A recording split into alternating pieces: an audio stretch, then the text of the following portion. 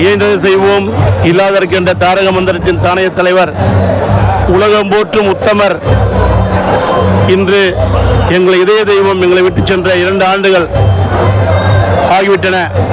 2ஆம் ஆண்டு குரு பூஜையில் எங்கள் அந்நியர் தலைமையில் ஒட்டுமொத்த தேமுதிக நிர்வாகிகள் வீர வணக்கம் செய்து கேப்டனுக்கு மரியாதை செலுத்தினோம்.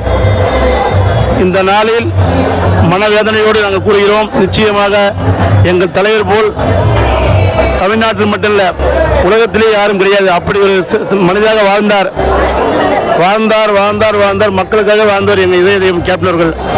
அவருடன் நாங்கள் பயணித்தது நிச்சயமாக எங்களுக்கு ஒரு கொடுப்பனை. இது இந்த அவருடன் வாழ்ந்தது எங்களுக்கு மிகப்பெரிய பாக்கியம். இது இந்த நாளில் அவர் காட்டிய பாதையில் இயன்றதை செய்வோம் என்ற முறையில் அன்னதானமும் நலத்திட்ட உதவிகளை வழங்கி கொண்டிருக்கின்றோம்.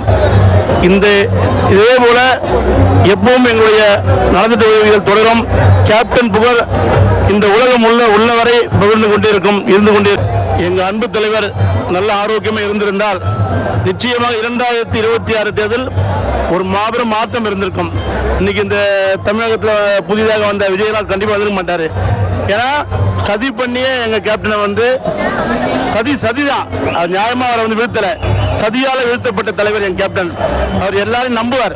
கேப்டன் எல்லாரையும் நம்புவார். ஆனால் நம்பிக்கை துரோகம் நிறைய எங்கள் தலைவர் நடந்தது. அந்த துரோகத்தில் தான் எங்கள் தலைவர் வீழ்த்தினாங்க கண்டு நேரடியாக யாரும் வீழ்த்தலை. அவருடைய இந்த உலகம் உள்ளவரை அவர் புகழ் நிச்சயமாக ஒழித்து கொண்டிருக்கும். அவருக்காக என்னை போல பல கோடி ரசிகர்கள் தொண்டர்கள் உழைத்துக் கொண்டிருப்பார்கள். நன்றி.